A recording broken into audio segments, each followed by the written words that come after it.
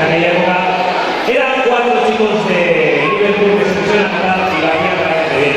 Y es que en 1969 grabaron su último disco, en el Paso de Cebra, Abbey Road, y desde entonces ya no recibieron muchos conciertos. Vayan a San Diego, oye, un evento que te aman la red, un que nada. Mercedes, John Paul, Rico eta George, etorriona eta zuentzeko submarino honetan, eta etorriona dantza egitea Mercedes. Eta haiek, yes! Salve, Eva!